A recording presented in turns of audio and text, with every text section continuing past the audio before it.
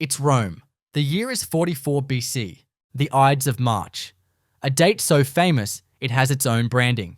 Streets are buzzing. Senators are putting on their cleanest togas. And in the middle of it all, Julius Caesar is headed to the theatre of Pompey. He's late because someone tried to warn him about a vague prophecy involving knives. But he shrugs it off because he's Caesar, and nothing bad ever happens to powerful men in marble buildings surrounded by enemies. Except this time, when the knives come out, they don't work, because hidden under his tunic, Caesar is wearing modern Kevlar. Let's break this down.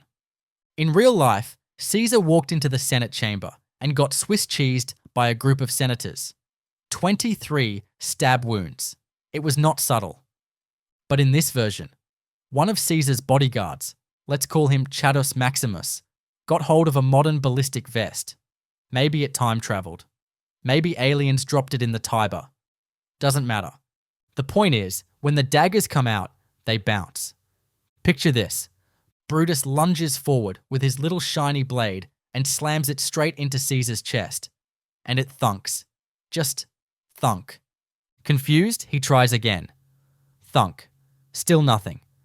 Another senator joins in. Thunk, thunk.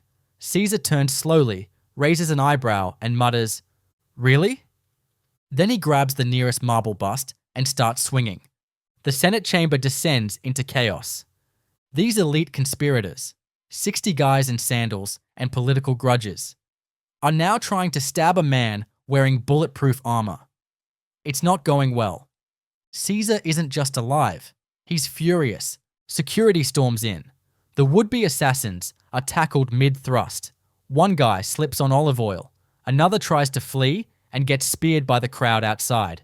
The entire assassination plot unravels in under 3 minutes. So instead of becoming a martyr, Caesar becomes something else entirely.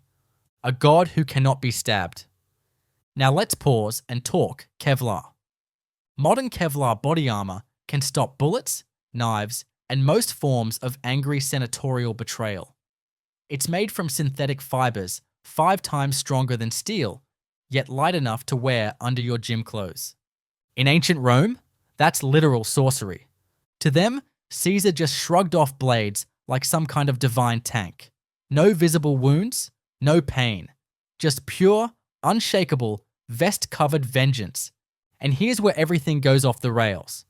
The conspirators are captured, executed, paraded through the forum with signs reading, "Bad at murder." Brutus tries to argue that Caesar was becoming a tyrant.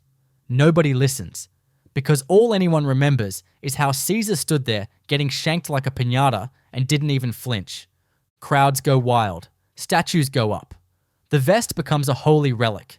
Romans start whispering that Caesar can't die, not even by the gods. Some think he's Jupiter in disguise. Others just want him to teach their kids self-defense. The political effect? Instant dictatorship.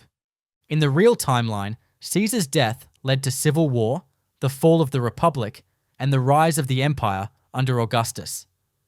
But now there's no power vacuum, no civil war, no awkward scramble for control, just Caesar, alive, angry, and more powerful than ever.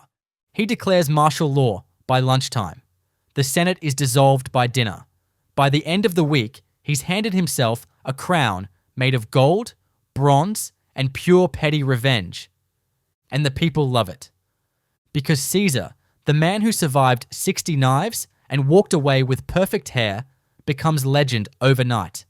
He turns the assassination attempt into a full-blown media tour. He rides through Rome, holding up the very vest that saved him. People throw flowers. Some cry. One guy tries to touch it and gets tackled by guards.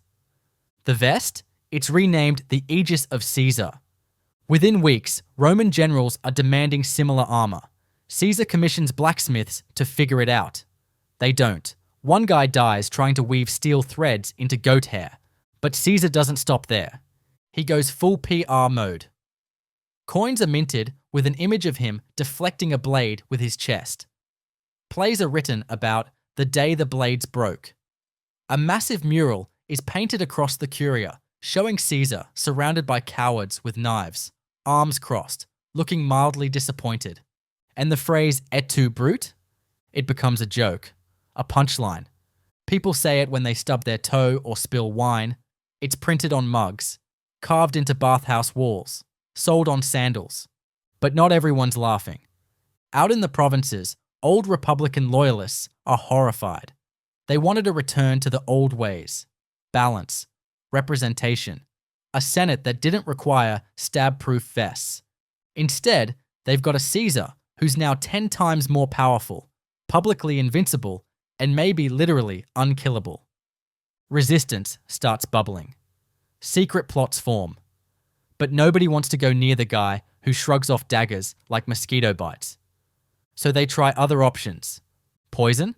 Doesn't work. Caesar now has food tasters. Arrows. Too slow. His guards shoot back. Crossbow from a rooftop. Misses. Hits a statue of Apollo. You get the picture.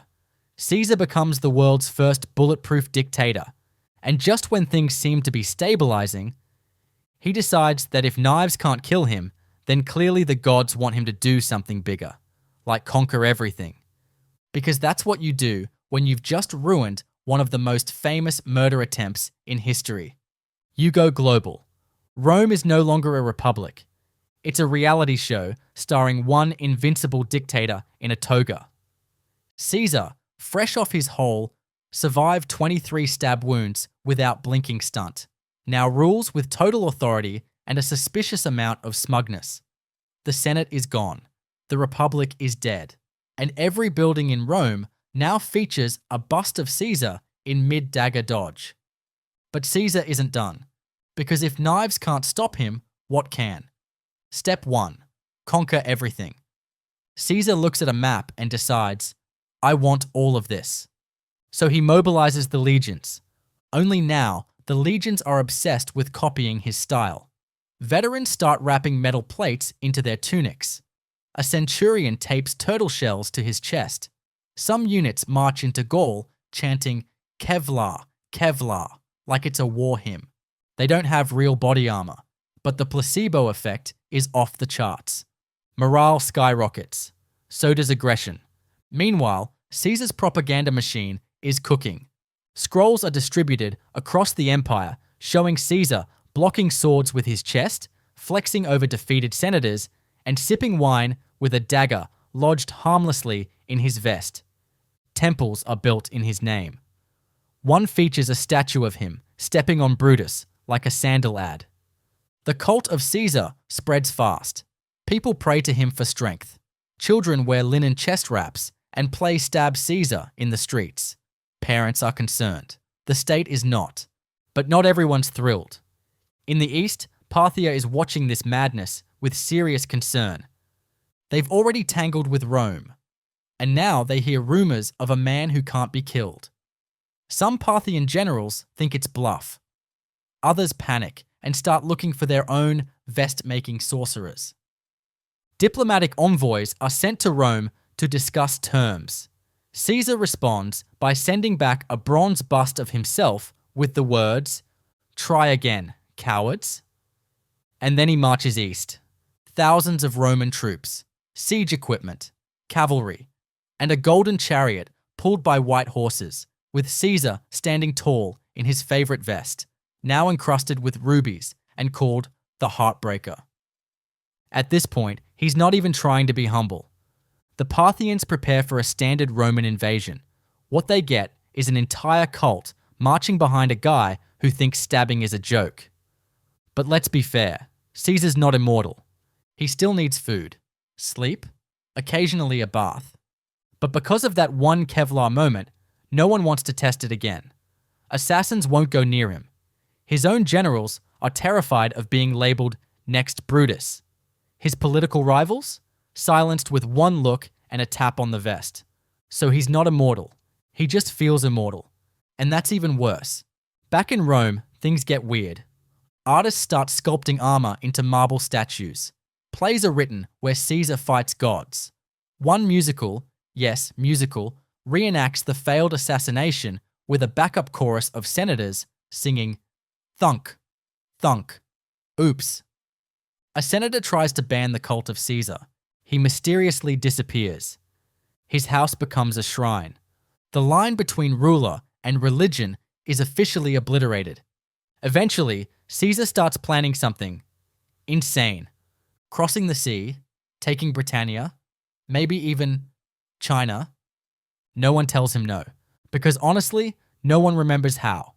So let's summarize. Assassination? Blocked. Caesar? Turbo-powered. Rome? One giant Kevlar fan club. The rest of the world? Horrified and very confused. The future? Unrecognizable. All because a ballistic vest fell into the worst possible hands. At the worst possible time. And now the real question. If you could give one piece of modern gear to someone from ancient history, who would it be and how fast would everything collapse? Subscribe, please.